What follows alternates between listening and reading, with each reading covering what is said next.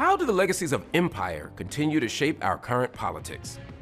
This week on UpFront, I sit down with renowned scholar and author Mahmood Mamdani. I'll ask him how history can help us understand the present moment of rising authoritarianism and shifting global alliances. I'll also ask him about his son's election as mayor of New York City and what it says about race and identity in the United States.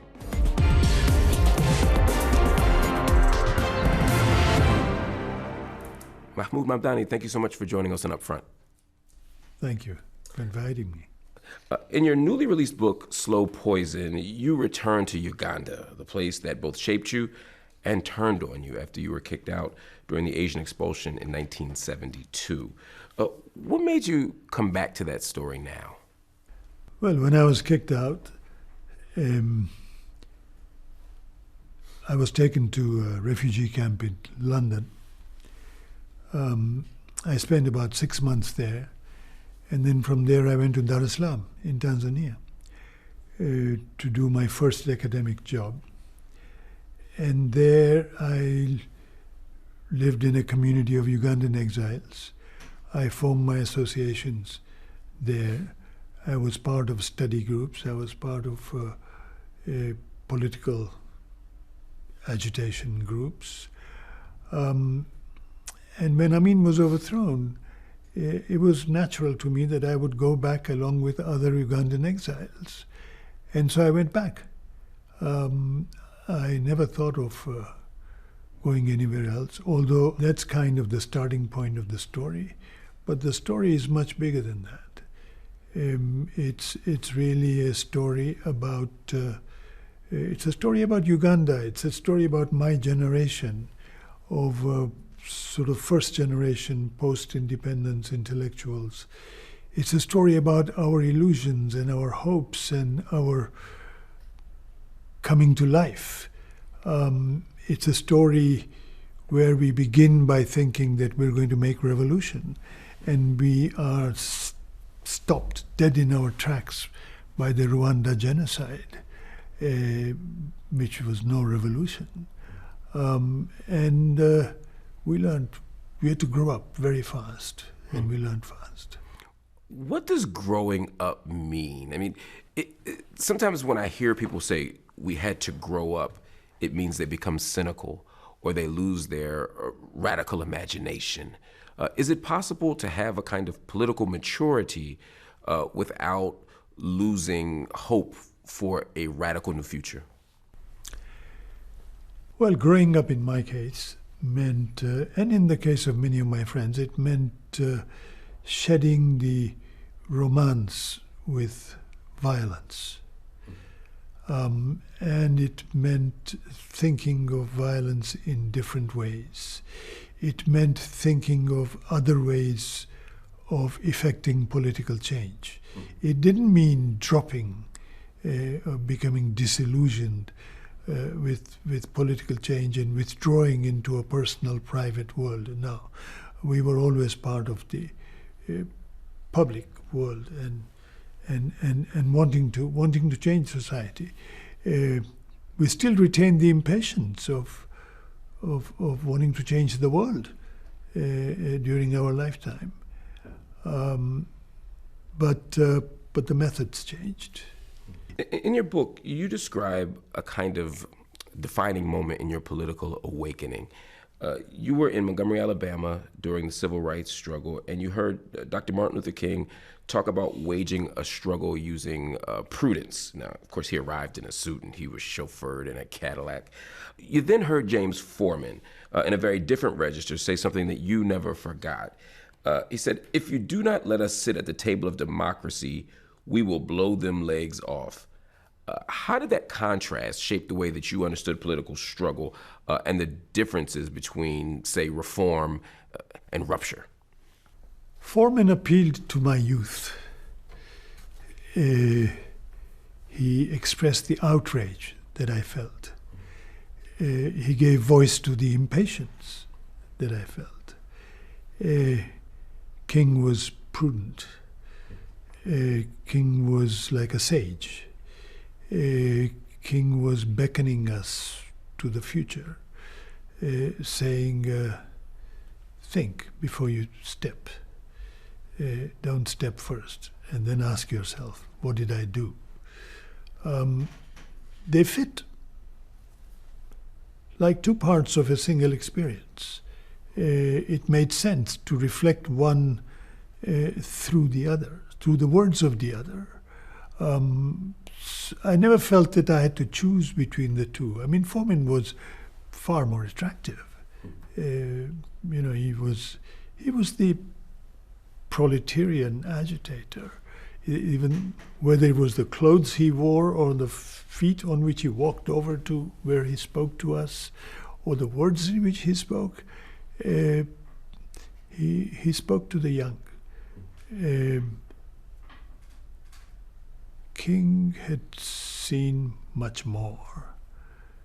King had been tempered, and King was a little worried, I thought, about what the kind of youthful energy that we represented, where it could land up.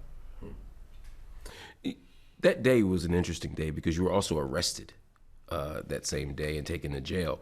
And when you called the Ugandan ambassador in Washington, D.C. for help, his response was fascinating to me. He asked you what you were doing interfering in the internal affairs of another country. You told him that this wasn't a foreign matter at all, and you compared it to Uganda's struggle for freedom. What was the connection that you were able to see at that time? Just that, struggle for freedom. Of course, colonialism was at one level racial domination. So it connected very easily with what was going on in the American South. Colonialism was also not confined to one country. And the anti-colonial struggle wasn't confined to one country. In 1960s, early 60s, when the anti-colonial struggle reached its apex in Uganda, it was part of not just a continent-wide, but kind of a global movement. And we saw the civil rights struggle as part of that. We also understood, I mean, after all, Pan-Africanism had its anchor in this country, a very strong anchor, over decades and decades. So people thought of Africa not just at home, but also in the diaspora. And I was astonished that the ambassador would ask me what was I doing, interfering in the internal affairs of a foreign country. I think some people found it hard to see the U.S. civil rights struggle as connected to this kind of global anti-colonial struggle because of the particular dynamics. Instead of it being a sort of outside European invader coming in and taking over, there's a much more complicated politics happening, or differently complicated politics happening in the United States, given legacies of slavery, given the kind of settler colonial project that was happening here. In the 21st century, do we have greater clarity about the global connections between various nation states and their internal struggles? Well, we have Du Bois's famous statement that the salient question in the 20th century is the question of color and race. And that question united us. It didn't separate. Slavery, yes, was different, but different. It was the aftermath of African slavery in the U.S. These were two different phases, not totally two different experiences.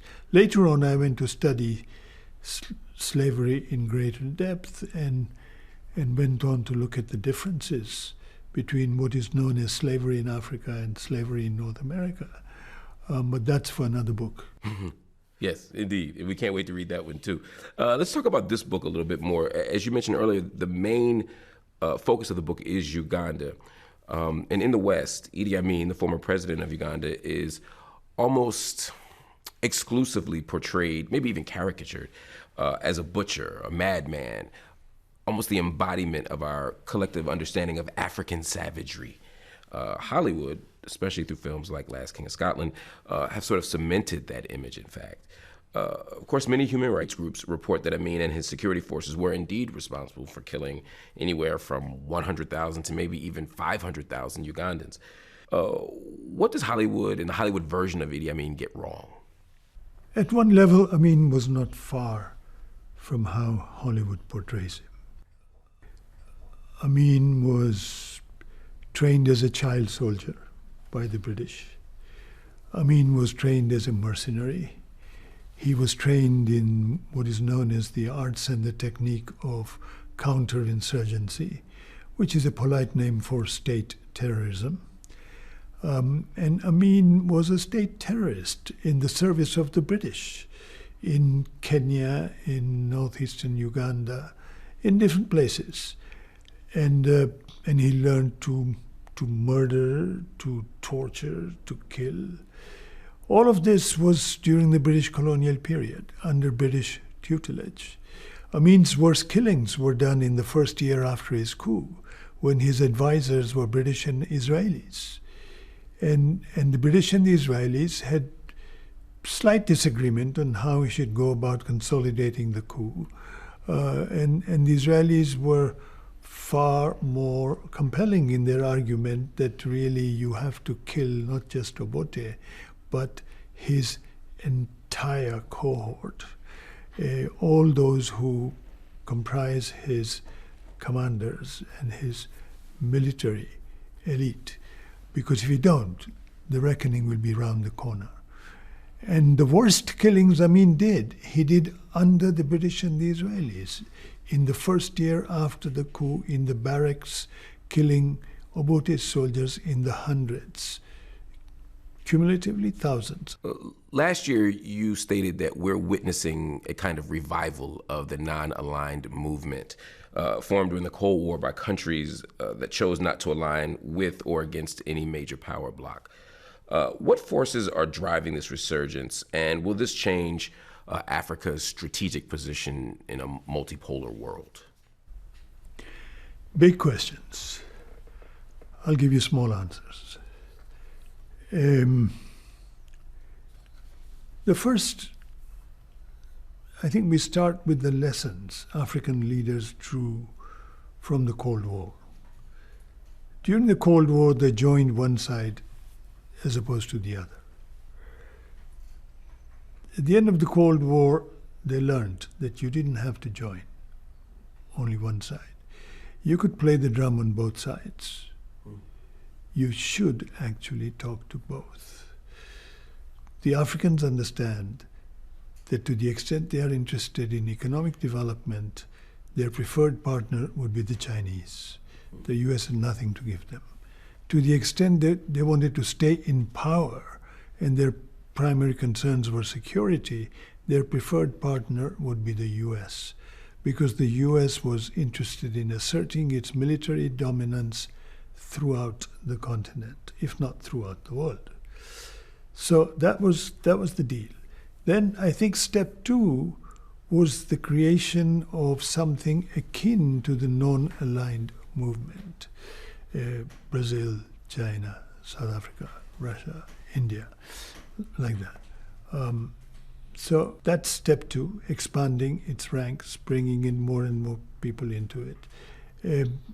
I think they've also learned something from the non-aligned period, which is the non-aligned period was led by a movement which was far more politically oriented.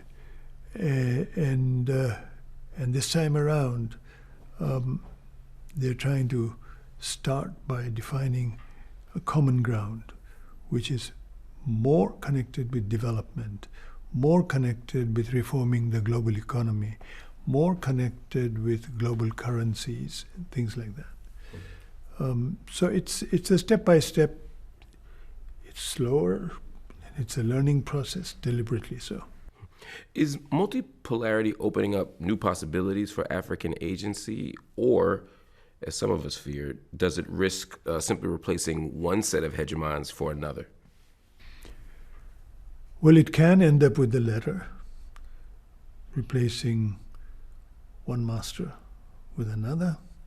or with some others, but it can also open up space.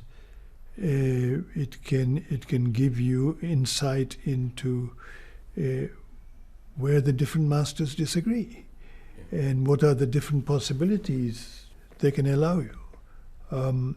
So it continues to be a learning process, in my view. How do you negotiate that, though, if you're an African leader? How do you avoid getting caught between old Western powers and these new geopolitical actors like China? China does not have a history of military involvement. China's history is of commercial involvement, and its ambitions are commercial. It's shy of military involvement, which is good for Africa. It has a couple of bases, but it's not very clear what these bases are meant for, whether they are meant to support Chinese soldiers involved in peacekeeping, quote, peacekeeping, UN peacekeeping, or whether they have a hidden agenda for the future. But I think Africans are a little more comfortable with China. I'm going to turn a little more to the personal side of things. I'm sure you're aware your son, Zohran Mamdani, is set to become New York's mayor. I was wondering when that was going to come up. Are you at a stage now where everyone asks you those questions? It's not a stage. It seems like my condition in life. How does that feel?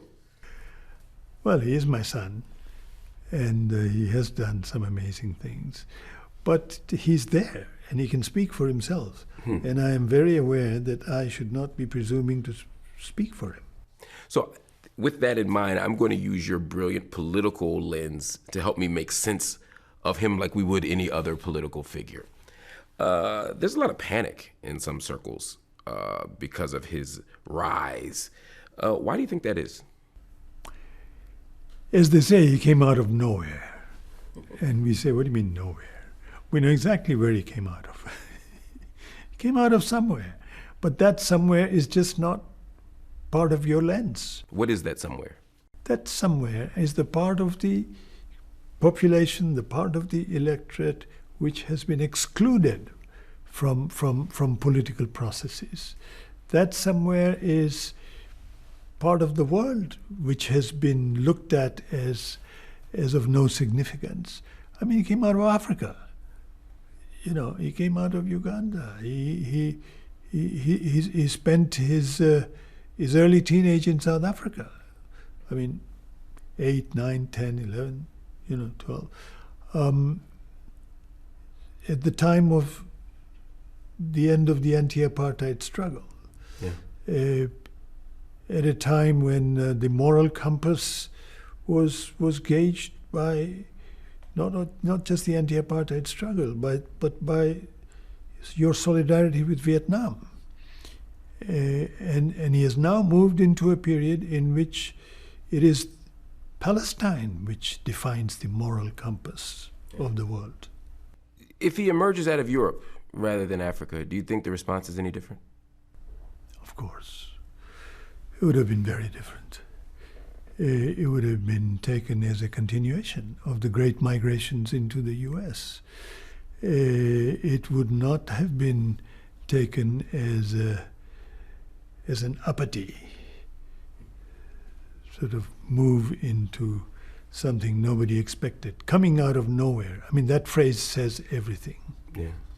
He also symbolizes a kind of breaking with the old school political consensus, like this whole generation has done in some ways. Help me make sense of that a little bit more. What are they breaking from? Well, he's turned the political world upside down. He symbolizes integrity. He symbolizes honesty. He symbolizes sticking to his principles. Even when he met President Trump, he was not willing to just turn the page and say something different. No, he stuck to his principles. He symbolizes a politics which acknowledges adversaries without turning them into enemies. He symbolizes a new hope that we can live with difference. He marries the embrace of universal principles with the embrace of difference. There are people who are already losing a little bit of that hope. He says that he wants or hopes that Hakeem Jeffries will be the Speaker of the House. Obviously, he's been a pro-Zionist for a very long time. He's holding on to the New York City Police Commissioner, who's had some very problematic positions. You know firsthand sort of what it means for a leader to rise and then have to govern and negotiate the kind of realpolitik. What do you say to people who say he's already compromising too much? Depends on what you mean by compromise. He's come out of an election, a campaign, mobilization, where he was able to neutralize the power of big money. But now we are in the period of governance. That is where big money has a telling presence. You cannot neutralize it easily because that's how this world runs. And then he has to now recognize that it's not going to be a clear division between those who vote for you and those who don't vote for you, those who vote against you. There's going to be a lot of middle ground, a lot of views, people who don't just agree or disagree with you, but who have their own misgivings about some things and not about others. It also means that you have to build alliances. He's not the president of the US, he's the mayor of New York City. He's part of a local government. He's got above him the governor, he's got above him the president of the US. He has to build alliances. If he's thinking of achieving anything, and I don't think we should be judged by his overtures to Hakeem Jeffries or to the police commissioner, you can't change everything overnight. You've got to decide what comes first.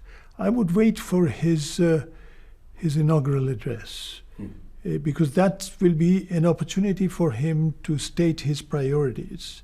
I would wait for that before deciding whether he's making compromises right now. In your book, Good Muslim, Bad Muslim, you examine how U.S. political culture constructs certain Muslims as threats and others as acceptable. Do you see Zohran's election as signaling a shift in how Muslim identity is understood in American public life, or are we still constrained by the good Muslim, bad Muslim binary? There's an overlap between the 9/11 legacy, which is very evident in the Islamophobia that was rampant through this election, and in the openness to diversity. After all, he did not hide the fact that he was a Muslim. He was very open about it. And he was able to win over even a significant section of the young Jewish community. So I say even because that's where a Muslim is painted as automatically anti-Semitic.